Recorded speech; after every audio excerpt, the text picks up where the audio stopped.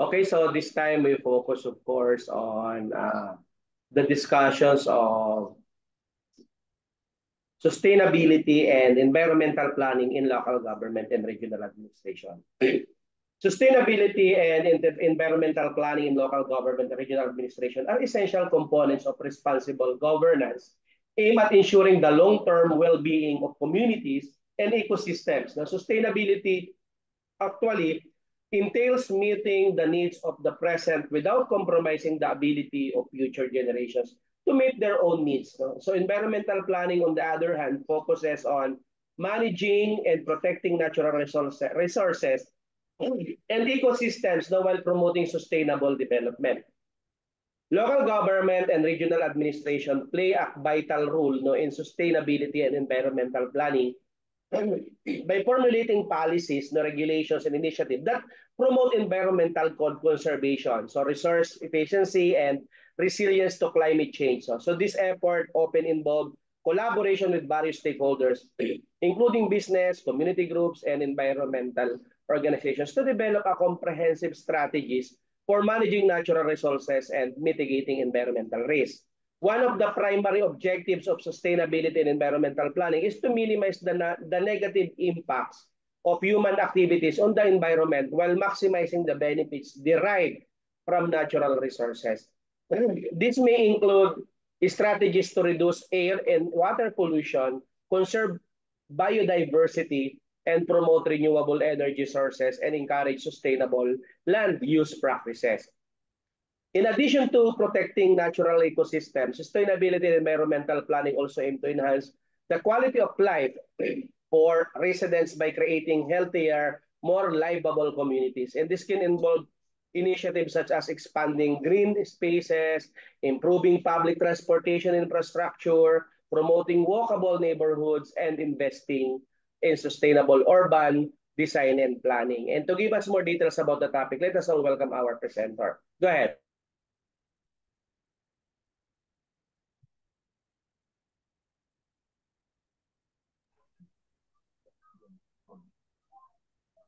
Good morning, everyone. Good morning, Doc. Good morning, classmates. So, be patient with my voice. Ano po?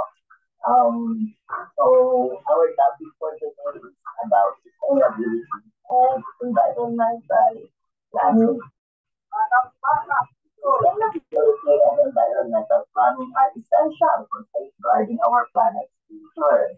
This course will explore the core principles, techniques, and strategies for creating a more sustainable future through responsible land use, renewable energy, water conservation, and waste reduction. Before we proceed, So, good morning everyone. So, please be patient with my voice po. Our topic for today is about sustainability and environmental planning. Sustainability and environmental planning are essential for safeguarding our planet's future. This course will explore the core principle, techniques, and the strategies for creating a more sustainable future through responsible land use, renewable energy, water conservation, and waste reduction. Before we proceed, let us define what is sustainability. Sustainability, it is the concept of meeting the needs of the present without compromising the ability of future generations to meet their own needs. It encompasses three main pillars of it. This is the environmental, social, and economic. Environmental planning, it is a systematic approach to managing the land, water, and natural resources in a way that promotes sustainability and protects the environment. It involves assessing the environmental impact and develop projects, identifying areas of ecological significance, and developing strategies to mitigate or avoid negative impacts. Overall, sustainability and environmental planning are essential for addressing pressing environmental challenges such as climate change, biodiversity, loss, and pollution, while also promoting social equity and economic prosperity by integrating environmental consideration into decision-making process. We can create more resilience and livable communities for current and future generations. Next is the next is the importance of sustainable development. Sustainable development is crucial for ensuring and driving resilience future for our planet and its inhabitants. By balancing economic growth, social well-being, and environmental protection, we can create communities that meet the needs of the present without compromising the ability of future generations to meet their own needs. Adopting sustainable practices helps mitigate the devastating impacts of climate change, preserve natural resources, and foster more equitable distribution of resources. It is a holistic approach that considers the long-term consequences of the actions and prioritize the well-being of the people, the planet, and prosperity. Therefore, it is essential for addressing the complex and interconnected challenges facing humanity today, including environmental degradation, climate change, property inequality, and to disaster by embracing sustainable practices and policies. We can create more prosperous, resilient, and equitable future for all people and generations to come. So katulad na lang po ng na-encounter natin ngayon na sobrang init. So epekto na po yan ng global change po. Next is the key principle of environmental planning. The first is the integrated approach. This is balancing economic, social, and ecological factors to create holistic, sustainable solution. Typically, refers to a method or strategy that combines multiple elements, perspectives, or disciplines to address a particular issues or achieve a specific goals in various fields such as business, healthcare, education, and environmental sustainability. An integral approach is often favored because it acknowledges the interconnectedness of different factors and recognizes that complex problems are best addressed through comprehensive solution. For example, in healthcare, an integral approach might involve combining medical treatment with psychological support, lifestyle changes, and community resource to improve patient outcomes. In education, it could involve incorporating technology, experimental learning, and community engagement into the curriculum to provide a well-rounded learning experience for students.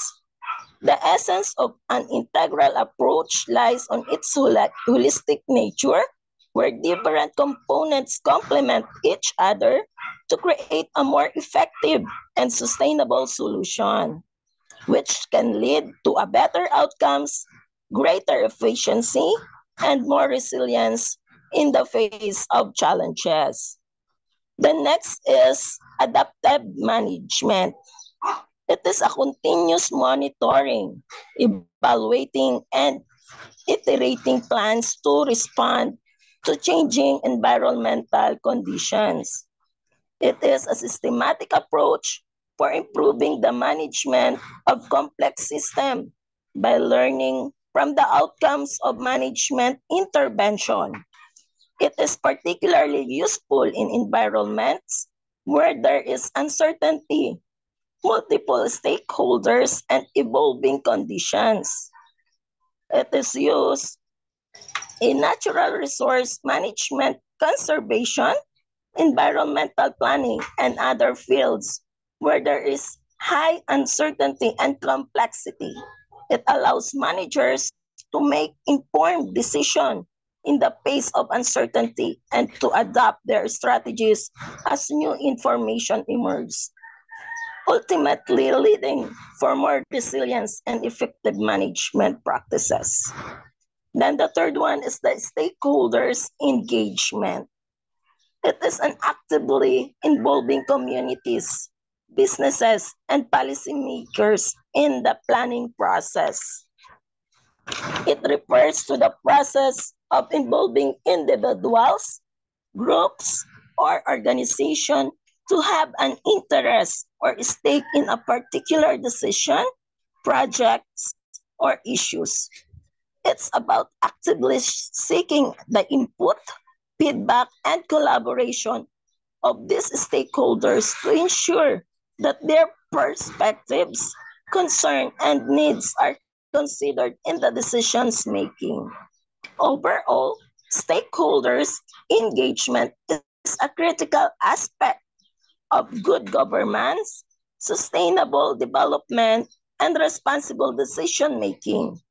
By involving stakeholders in the process, organization can make more informed decisions, build strong relationships, and increase the likelihood of successful outcomes. Then the fourth one is the precautionary principle. It is the anticipating and mitigating potential environmental risk, even in the face of scientific uncertainty.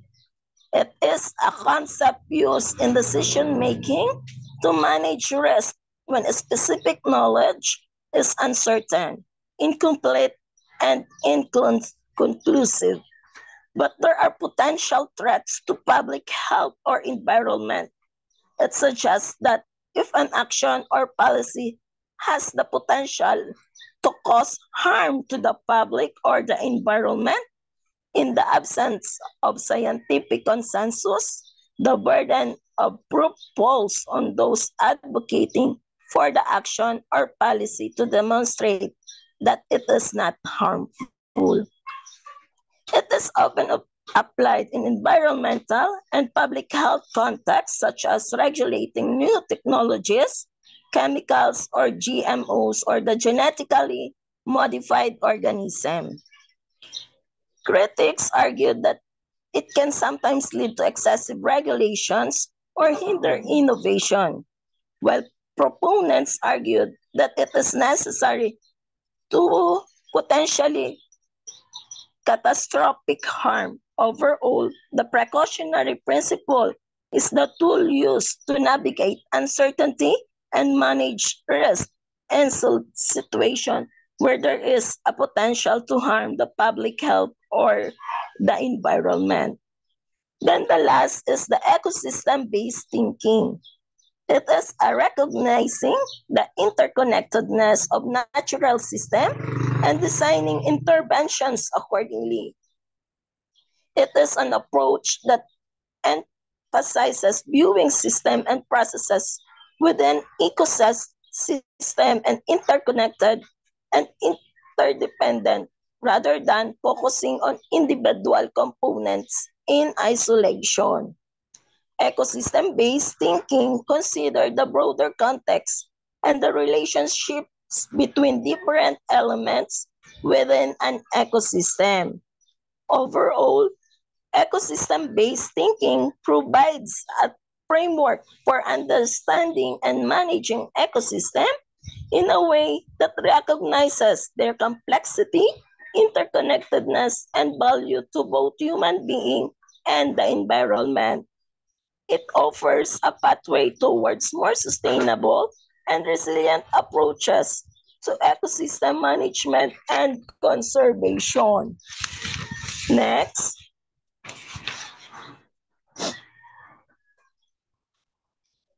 integrating sustainability into urban design. Sustainable urban design seamlessly blend eco-friendly principles into the built environment. This holistic approach prioritizes energy efficiency, renewable resources, green spaces, and multimodal transportation to create vibrant, livable cities that minimize environmental impact. By reimagining infrastructure, architecture, and community planning through a sustainability lens, urban designers can foster thriving resilience community that meet the needs of both people and the planet. Overall, integrating these principles and strategies into urban design practices, cities can create more sustainable, livable, and resilient environment that enhance quality life for current and future generations. Next po is the renewable energy solution for a greater, greener future. Harnessing the power of renewable energy is critical for sustainable development and mitigating climate change. Advanced solar, wind, and geothermal technologies often clear, efficient alternative to fossil fuels, reducing green emission and dependence on non-renewable resources. Innovative energy storage solution, smart grids, and distributed generation models empowers community to generate, store, and manage their own renewable energy, driving the transition to a decentralized, resilient power system. By deploying a mix of this renewable energy solution and investing in clean energy infrastructure, communities, businesses, and governments can reduce their carbon footprints, enhance energy security, create jobs, and foster a more sustainable and resilient energy system for the future. So dito sa energy na to, so ang pinakaano natin dito talaga is yung paggamit natin ng solar panel. So halos lahat na po sa atin ngayon gumagamit ng solar panel para po maibsan yung pangangailangan natin or yung shortage na kinakarap natin pagdating sa energy. So yan po yung pinakaano natin dito. Then next po,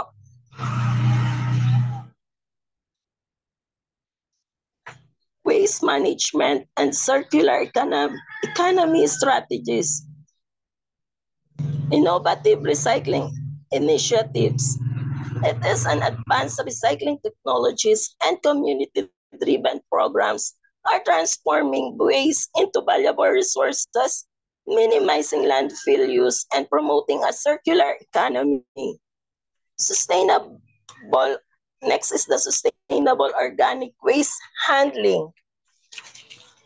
Composting food and yard waste reduce methane emission and creates nutrients-rich soil amendments, closing the loops on organic matter.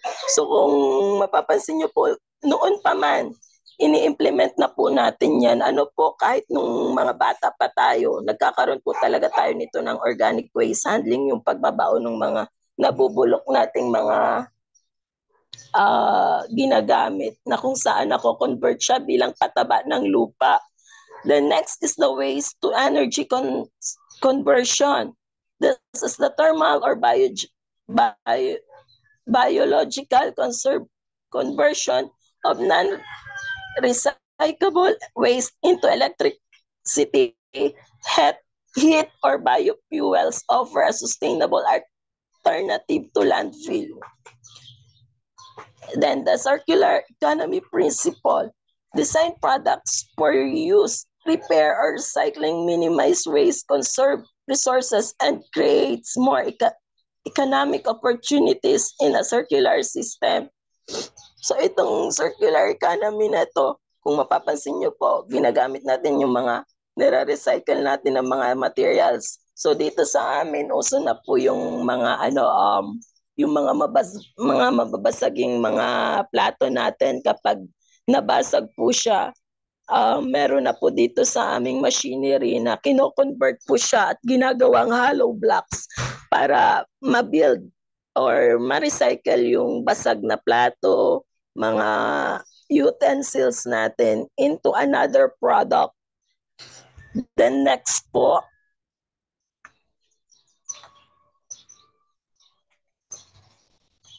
the collaboration between government levels. The first is the coordinated approach.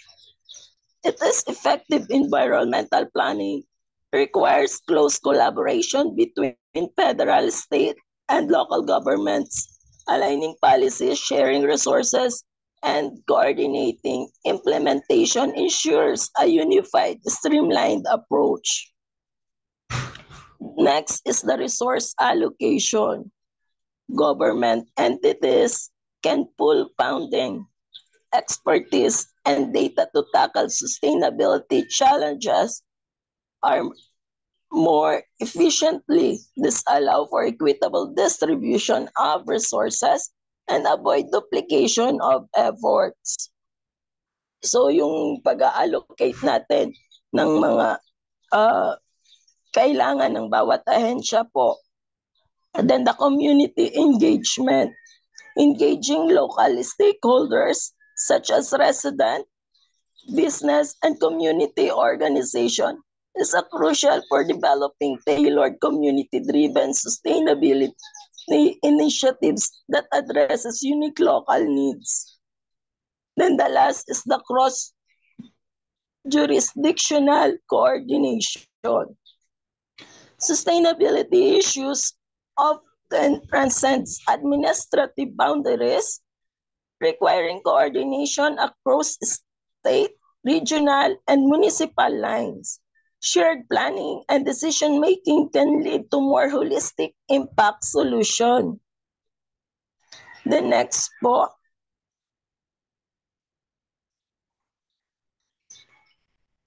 So sustainable transportation and mobility option. First is the electric vehicles. Transitioning to electric vehicles powered by renewable energy reduces greenhouse gas emission and dependence on fossil fuel, paving the way for a greener transportation future. It plays a crucial role in reducing greenhouse gas emission, improving air quality, promoting energy security, and driving innovation in the transportation sector. As technology advances, charging infrastructure expand, and policies incentive adoption, electric vehicles are expected to become increasingly mainstream, contributing to a more sustainable and resilient transportation system. Then next is the active mobility. It is promoting walking, biking, micro-mobility solution like sharing program encourages active lifestyle, mitigates traffic congestion, and minimize the environmental impact of transportation. By investing in pedestrian and cycling infrastructure, prioritizing active transportation policies, and fostering a culture of walking and cycling, cities and communities can create healthier and more sustainable and more equitable transportation system that benefit everyone. So, nga naman po kung tayo ay naglalakad at nagbebisikleta, na-exercise na tayo, at the same time, nakakabawas pa tayo ng pollution. The next is the efficient public transit.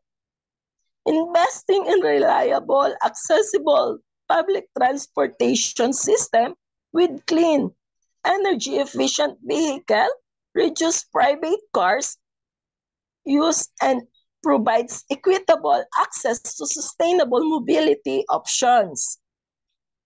Investing in high-quality transit infrastructure prioritizing accessibility and equity, leveraging technology and innovation, and fostering community engagement. Cities and regions can create efficient, reliable, and people-centered public transit networks that meet the diverse mobility needs of their residents and contribute to a more sustainable and equitable future. Then next is the transit-oriented development, integrating transportation planning with land use development, create compact, walkable communities that reduce reliance on private vehicles and promote the use of public transit, cycling, and pedestrian infrastructure.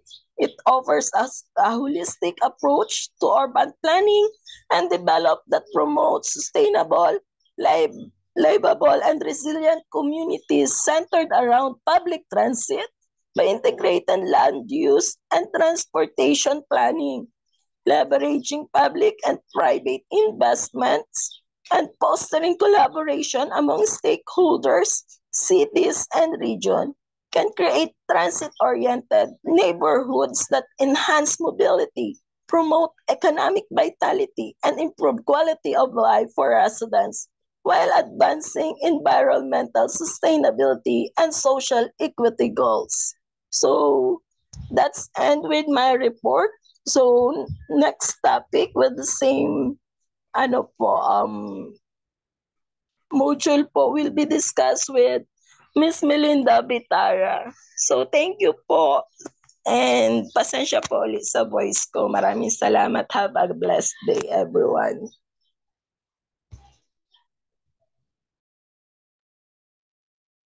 Okay, you may proceed. The next presenter. Get well soon, madam.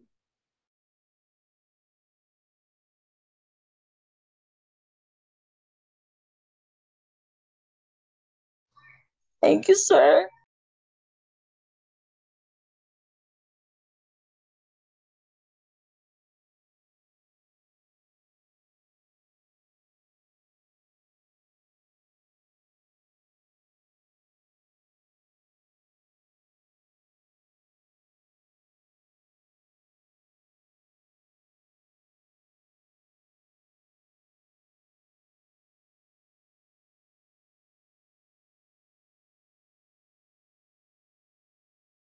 Environmental plan. Go ahead, ma'am. The main goals of sustainable development is number one, economic prosperity. It promotes inclusive and sustainable economic growth, provide decent work and employment opportunities for all. And para din ito ma-achieve is kailangan na ma-ensure na may or suitable land in appropriate location na akma to sustain growth and innovation. It is a multi-dimensional concept that encompasses various factors including economic growth, employment, innovation, infrastructure, education, social inclusion, and environmental sustainability. So by pursuing policies and strategies that promote inclusive and sustainable economic development, governments, business aid conditions conducive to lasting prosperity and well-being for all members of society. Number two is the environmental protection. It safeguards the planet's natural resources, reduce greenhouse gas emissions, and conserve biodiversity to ensure a healthy, livable environment. It is essential for maintaining the health and resilience of ecosystems, safeguarding biodiversity, and ensuring the sustainability of natural resources for current and future generations. By prioritizing environmental protection and integrating sustainability principles into decision-making processes, societies can build a more resilient and equitable future while preserving the planet's natural heritage and ecological integrity. And Ang strategy is to invest in green technology, yung mga renewable energy resources like solar, wind, and hydropower, gaya ng ipinag-discuss ni Grace. Then, eco-friendly business practices, yung mga zero plastic, then recycling.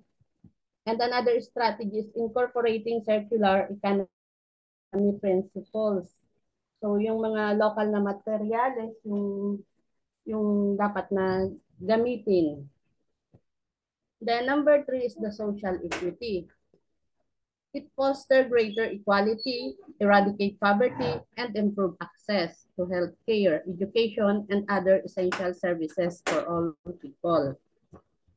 Social equity is essential for building a more just, inclusive, and sustainable society where all individuals have the opportunity to thrive and fulfill their potential by prioritizing social equity and addressing systematic inequalities. So that societies can create a more equitable and resilient future where everyone has equal access to opportunities, rights, and resources, regardless of their background or circumstances. Number 4 is the resilient communities. Build resilient infrastructure and communities that can withstand and recover from environmental, economic, and social shocks and disaster. It is a proactive, adaptive, and interconnected systems that prioritize social equity, environmental sustainability, and inclusive development to build a more resilient and sustainable future for all residents. By investing in community resilient building efforts, governments, organizations, and residents can create safer, stronger, and more vibrant communities that thrive in the face of adversity and uncertainty.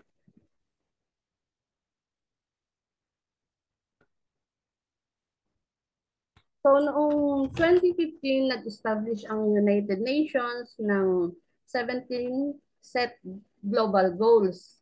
These goals were adopted by all UN member states and aim na i-address yung mga various social, economic, and environmental challenges. So, para ma-achieve ang more sustainable and equitable world by the year 2030. Naka-align din ito sa PDP or Philippine Development Plan. So ito yung 17 Sustainable Development Goals. Number 1 is the no poverty. End poverty in all its form everywhere.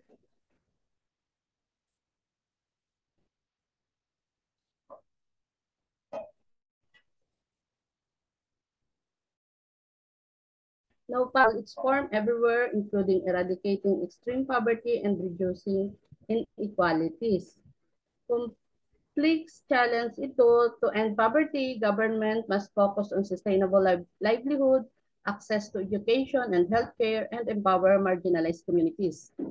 Tulad ng fair wages, social safety nets, and sa ibang bansa tulad ng Thailand, yung sahod ng mga teacher nila is halos kapareho lang ng sahod ng sa atin, pero mas uplift yung pamumuhay nila kasi yung libre sila sa healthcare, na unlike sa atin na kapag nagkasakit, halimbawa for example yung teacher or your family member niya, kailangan pang mag-loan, kaya yung nagiging cause ng poverty. Number 2 is the no hunger. End hunger, achieve food security and improve nutrition, and promote sustainable agriculture. So isa ito sa fundamental rights to access adequate, safe, and nutritious food. So ang ating gobyerno ay mayroong program na Walang Gutom 2027. Ito yung binigay sa DSWD na para sila yung mag-identify ng qualified recipients. Ito ay tinatawag na food stamp program na kung saan yung electronic credit na ibibili nila yon. Halimbawa, yung 50% nung budget para dun is for carbohydrates, then 30% para sa protein, and then 20% para sa fruits.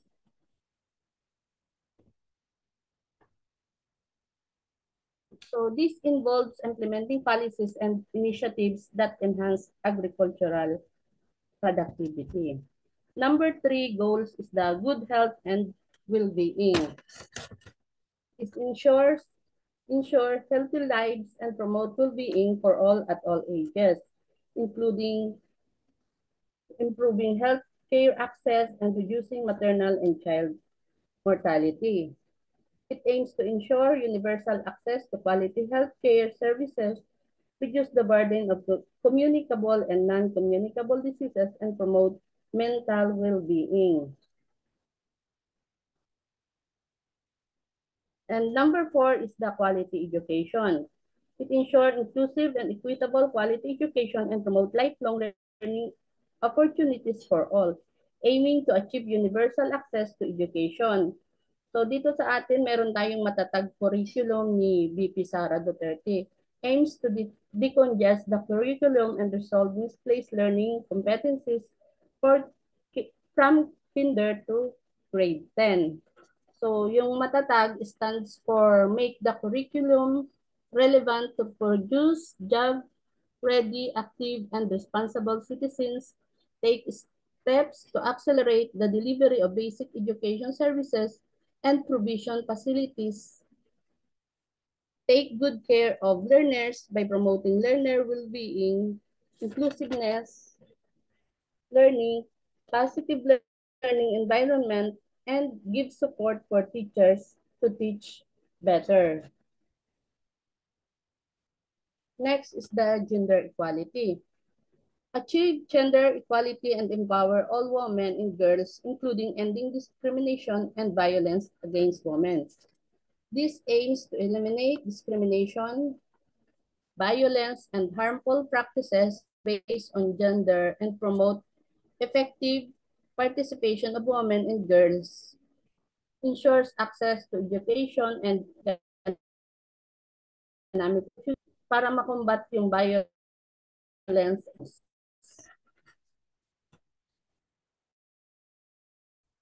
Kasi binibigyan, mayroon talagang gender equality. Pero sa other country, yung marami yung mga violence sa women and children. Number 6,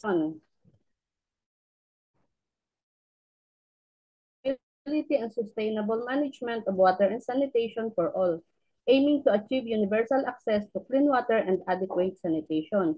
So, kailangan ma-improve yung water infrastructure and pangalagaan yung mga water resources. Kailangan din na i-promote yung hygiene practices, then yung waste management treatment.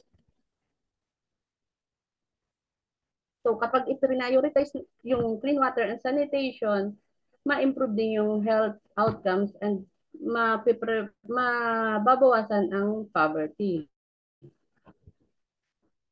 Number 7 is the clean energy, affordable clean energy. Ensure access to affordable, reliable, sustainable, and modern energy for all, while promoting renewable energy and energy efficiency.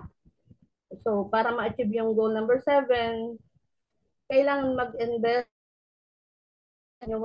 like yung solar, wind, and hydroelectric power, and promote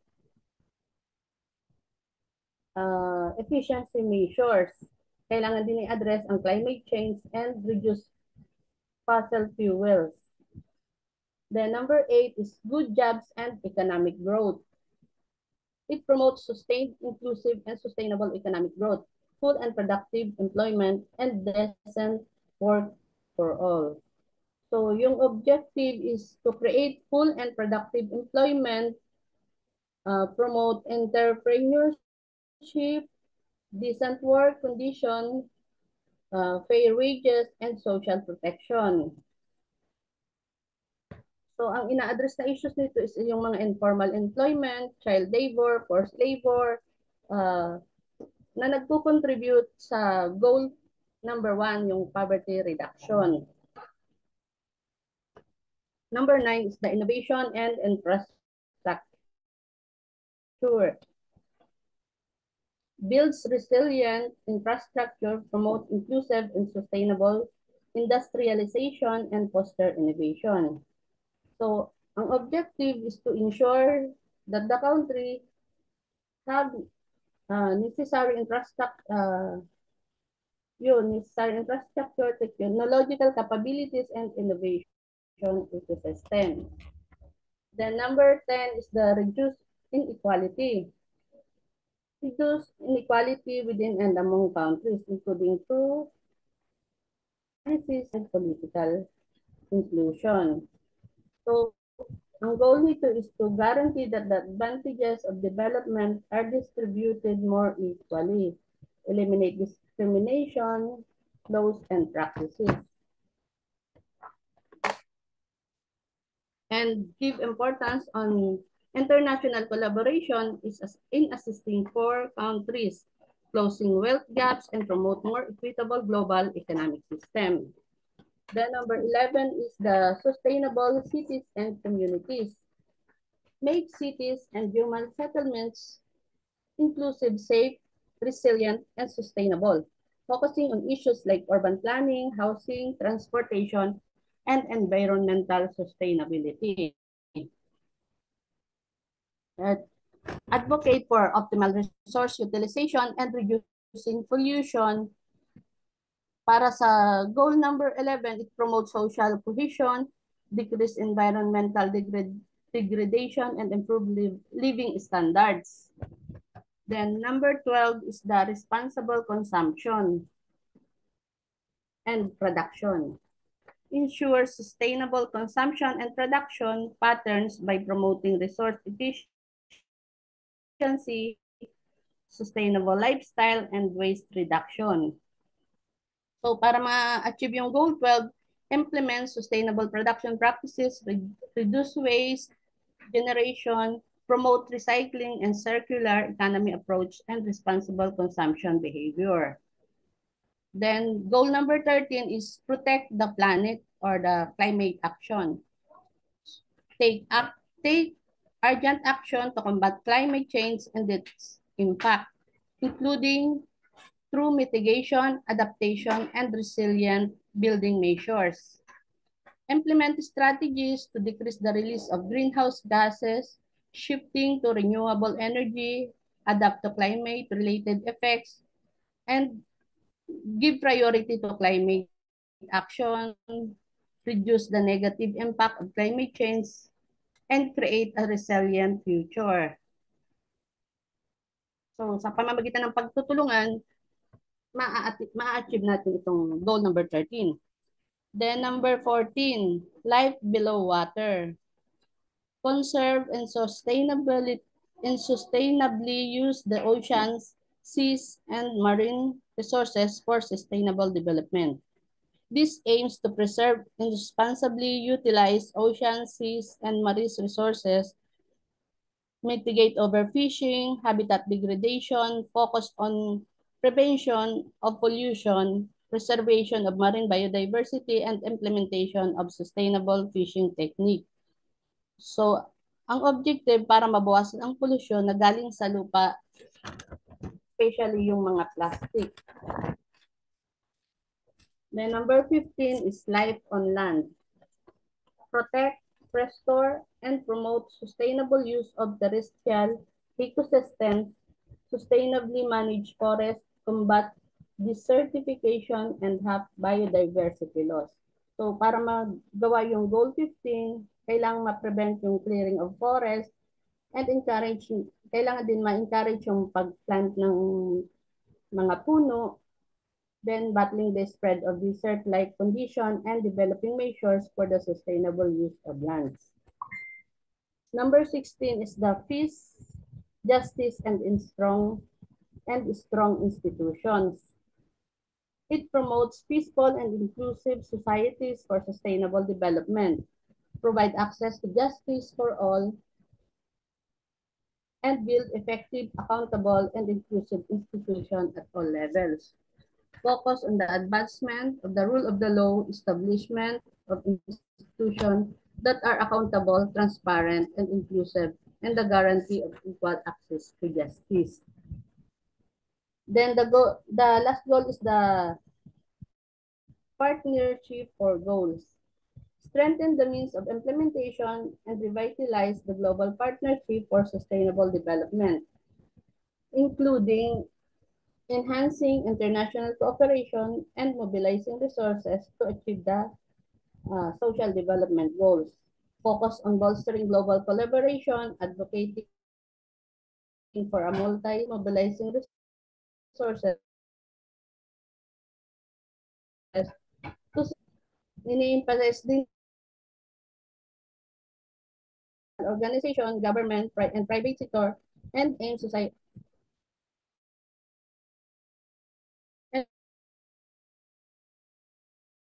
and society inclusive partnership.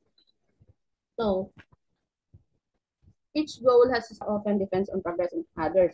Thus, SDGs provide a framework for government, businesses, civil society, and individuals to work together towards a more sustainable and prosperous world.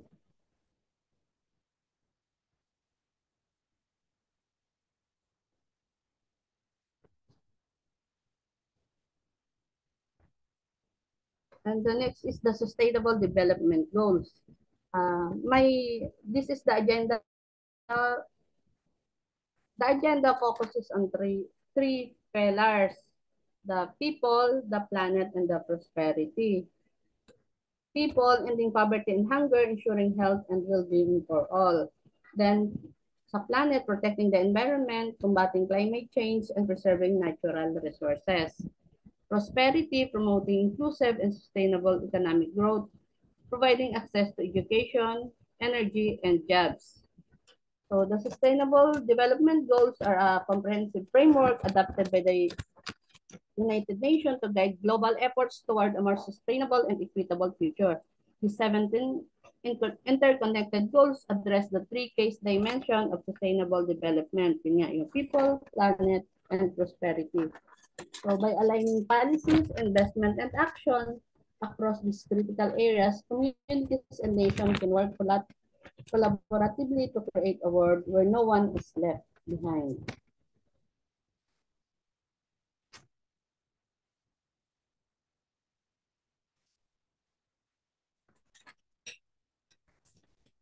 Next is the assessing environmental impact techniques and frameworks.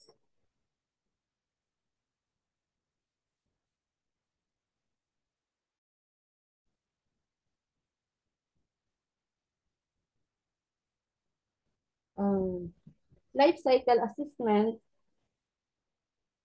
evaluating the environmental footprints of a product or service across its entire life cycle. So ito yung isang proseso na sinusuri or tinutukoy nila yung na nagmamarka ng environmental impacts ng isang produkto or service mula sa pagbuo ng mga raw materials hanggang sa paggamit, sa pagtatapon at yung pagwawakas ng buhay ng produkto. So sa ganitong paraan yung naunawaan natin yung kung paano siya mawawakas yung buhay ng isang produkto. So, ang life cycle assistance ay may-aring tumukoy sa mga iba't ibang tulong at suporta na ibinibigay upang maisagawa yung wastong pagla-life cycle assessment. May yung pagsasanay sa edukasyon para mas maunawaan yung mas mabuting pamamaraan. Next is the environmental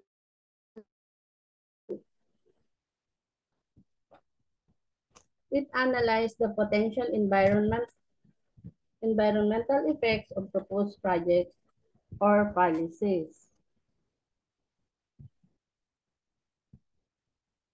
Ito naman yung mga dokumento na naglalaban ng mga comprehensive na pagsusuri or is pagsasaalang ang proyekto.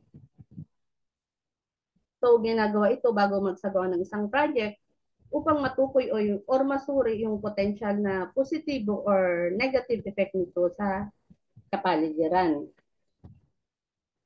Next is the ecological footprint analysis.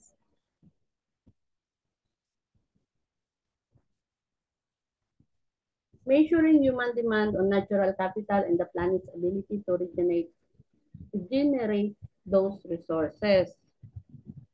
So ito naman yung pagsukat ng paggamit ng likas na yaman ng isang tao or komunidad, isang bansa, at paghahamping nito sa kakayahan ng planeta na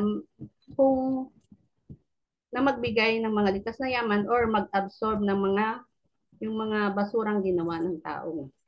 So ang layunin nito ay matukoy yung kasalukuyang antas ng paggamit ng likas na yaman o sustainable, kung gaano kalayo ang kasalukuyang pagkonsumo mula sa kritikal na limitasyon ng planeta.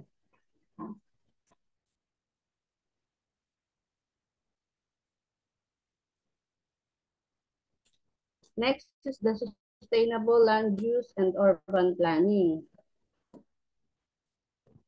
Number 1 is the compact development. Encouraging dense, mixed-use communities to reduce sprawl and promote walkability. It emphasizes building communities where people can live, work, and access amenities within close proximity, reducing the need for extensive automobile use and promoting sustainable transportation options.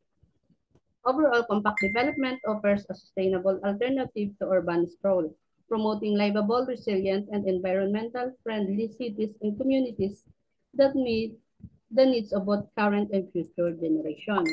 Number 2 is the green infrastructure. Integrating natural elements like parks, urban, forests, and green roofs into the built environments. It refers to the network of natural and semi-natural features such as park, forest, wetlands, and green spaces integrated into urban and rural areas to provide various environmental, social, and economic benefits.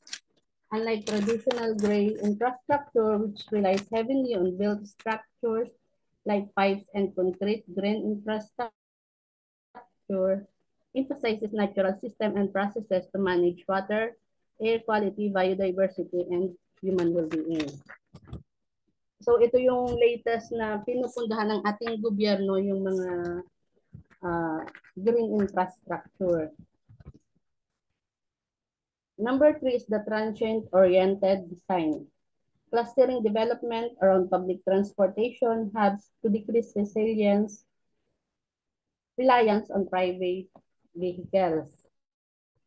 It is an urban planning approach that aims to create vibrant, walkable communities centered around public transportation hubs such as train stations, bus terminals, or light rail stops. Transient-oriented design seeks to maximize the accessibility and convenience of public transit while promoting mixed land uses, compact development, and pedestrian-friendly design principles. Its design is recognized as a sustainable urban development strategy that reduces automobile dependency, greenhouse gas emissions, and traffic congestions while fostering vibrant, livable communities where people can live, walk, and play conveniently and affordably.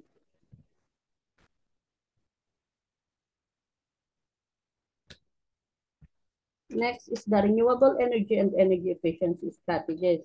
Ito yung solar power, harnessing the sun's energy to generate clean, renewable electricity. So, marami na sa atin ang gumagamit nito. By harnessing the power of the sun, solar mitigate climate change, promote energy security for communities around the world. Wind energy, capturing the power to produce sustainable electricity at scale.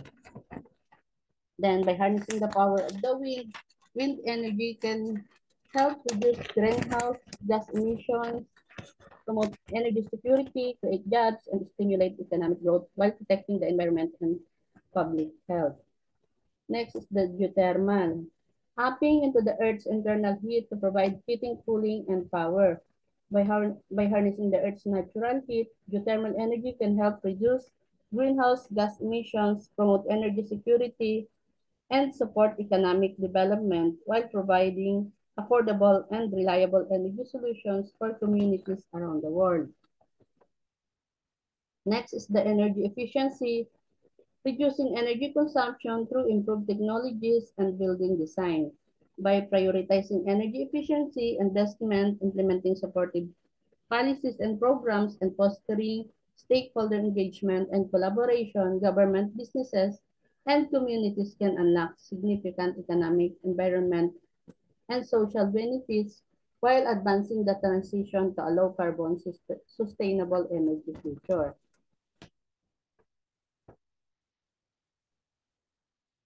Next is the water conservation and wastewater management. Gray water recycling. Gray water recycling, reusing water from sinks, showers, and washing machine for purposes other than drinking water. Common reuse application include irrigation of landscaping, gardens, and agricultural crops, toilet flushing in residential, commercial, and institutional buildings, laundry and clothes washing, outdoor washing such as car washing and driveway cleaning, industrial processes, and cooling systems.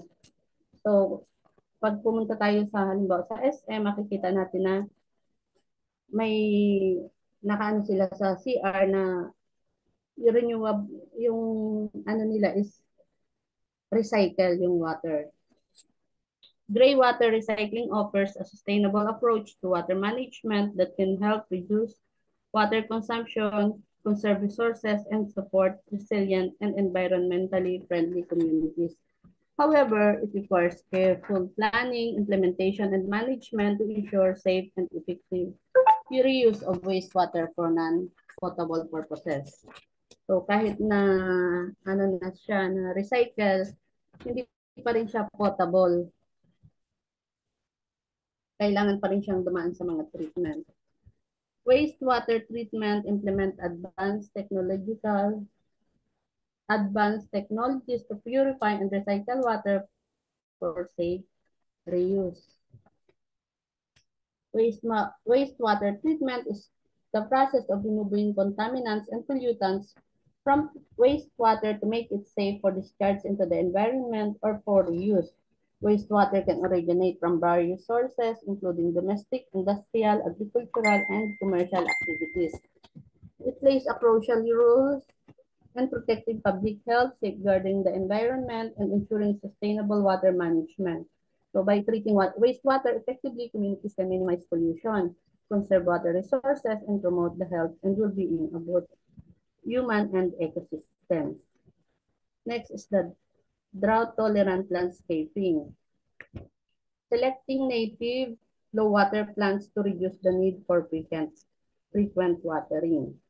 It is also known as xeriscaping or water-wise landscaping.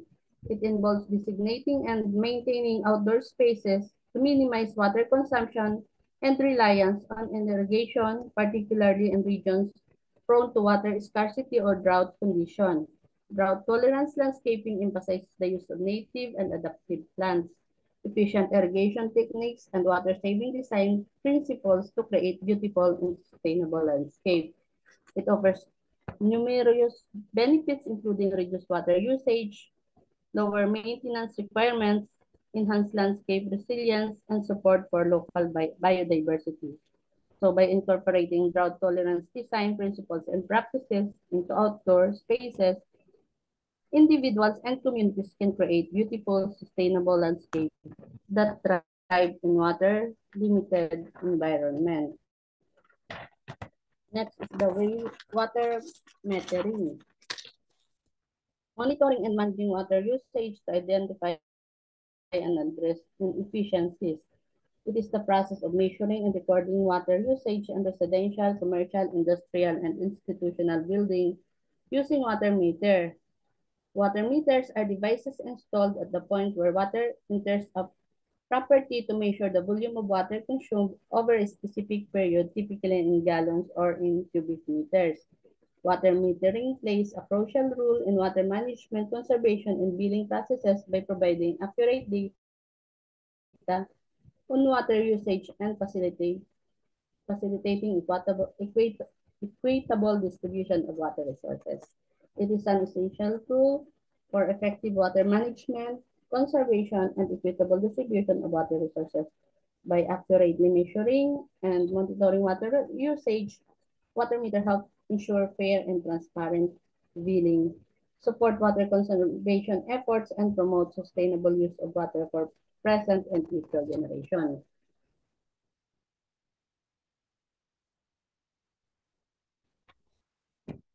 Next is the waste reduction and recycling initiatives. Encompass a wide range of strategies and actions aimed at minimizing the generation of waste, promoting sustainable consumption patterns, and maximizing the recovery and recycling of materials to conserve resources and reduce environmental impacts. So by implementing comprehensive waste reduction and recycling initiatives, communities, business, and governments can work together to minimize waste, conserve resources, reduce pollution, and move towards a more sustainable and circular economy. Next is the waste minimization. Reducing the amount of waste generated through sustainable design and consumption habits. It involves strategies and practices aimed at reducing the generation of waste at its source, thereby decreasing the overall volume of waste that needs to be managed and disposed of. This approach focuses on preventing waste generation rather than solely managing it after it's produced.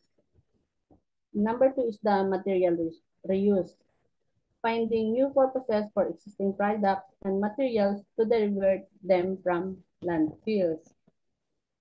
It is also known as reusing or repurposing involves extending the lifespan of products, materials, and resources by giving them a second multiple uses instead of disposing of them after a single use. This approach helps minimize waste generation, conserve resources, reduce environmental impacts, and promote sustainability. Material reuse can take various forms in the different stages of the product life cycle. Material reuse is a fundamental principle of the circular economy, which aims to eliminate waste and maximize resource efficiency by closing the loop of production, consumption, and disposal. By embracing the material reuse practices, individual businesses and communities can contribute to a more sustainable and resilient future. So, magaling tayo dito sa material reuse. Kasi yung mga ukay, yung mga ganun. Recycle and composting. Separating waste streams and processing them to create new products or renewable resources. These are two important waste management practices that help divert materials from landfills, reduce environmental impacts, and promote resource conservation.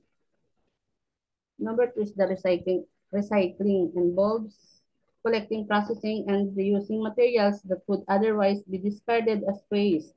These materials are sorted, cleaned, and transferred into new products or materials. Composting is the natural process of decomposing organic materials, waste, and other biodegradable materials into nutrient-rich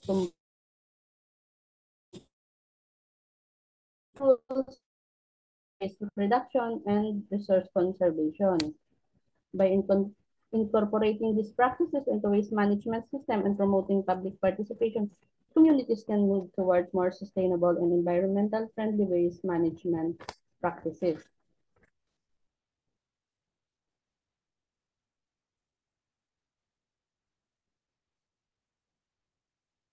Next is the aligning local and regional initiative with global sustainability goals. Number 1 is the awareness and commitment. And under this, here are the some case or steps to achieve this alignment.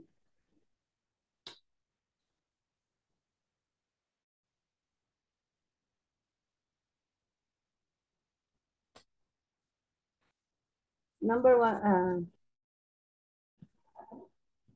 educational workshop and trainings.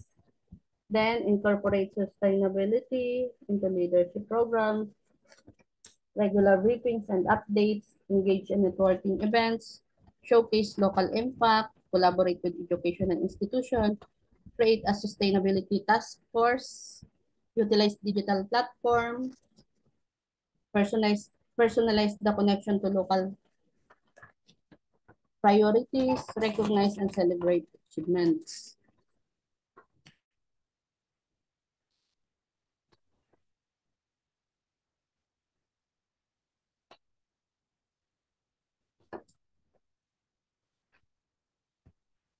Number 2 is the integration into local policies. So to integrate global sustainability goals into local and regional policies effectively and to develop specific action plans aligned with these goals, here are the steps. Conduct a comprehensive assessment, establish a sustainability task force, identify priority social development goals, customize goals for local relevance, align with local development plans, set clear objectives and targets, incorporate into land use and zoning regulations, integrate in economic development strategies, include social equity and inclusions, encourage public-private partnership, establish a monitoring and reporting mechanism, promote stakeholder engagement, provide capacity building support, create incentives for sustainable practices, regularly update policies.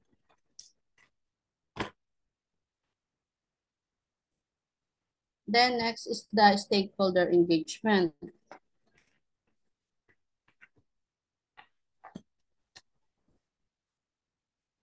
Here are the key strategies for stakeholder engagement.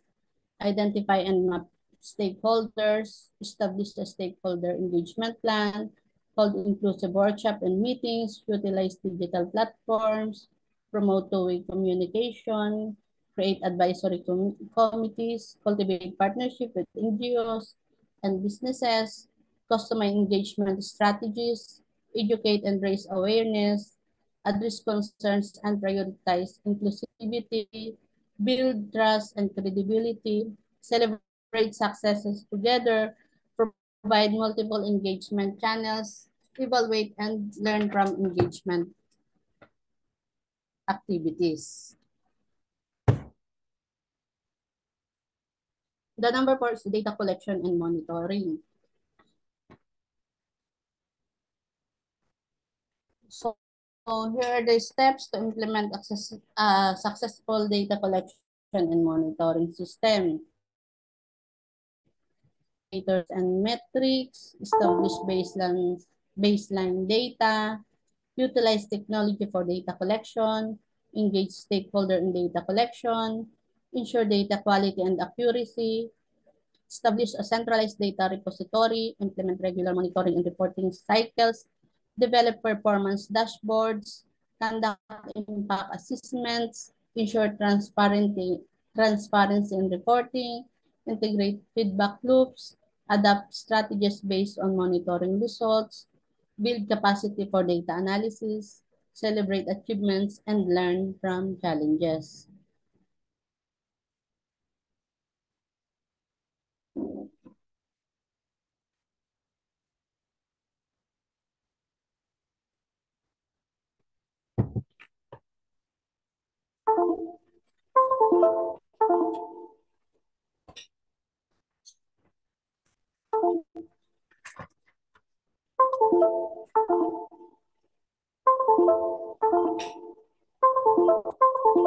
Okay, so thank you so much. No? Again, sustainability in environmental planning are closely linked to economic development and social equity because by incorporating environmental considerations into decision making process, governments can ensure that development activities are both economically viable and environmentally responsible. And this can help create opportunities for green jobs, no? Stimulate innovation in clean technologies and reduce disparities in access to environmental resources and amenities. Again, local government and regional administration often develop comprehensive sustainability plans or environmental management strategies to guide their efforts in this era. And these plans typically include specific goals, targets, and action plan for addressing key environmental challenges and promoting sustainable development practices. Effective sustainability environmental planning require robust data collection, analysis, and monitoring mechanism to assess progress, identify emerging issues, and make informed policy decisions. This may involve conducting environmental assessment, tracking key indicators, and engaging stakeholders in participatory planning process. Again, as our presenter mentioned, sustainability and environmental planning are vital aspects of local government and regional administration, ensuring that communities can thrive in harmony with their natural surroundings. Because again, by integrating environmental considerations into decision-making processes and adopting holistic, long-term approaches to resource management, our government can create healthier, more resilient, and sustainable communities for current and of course, future generations. So I think that's it for this topic.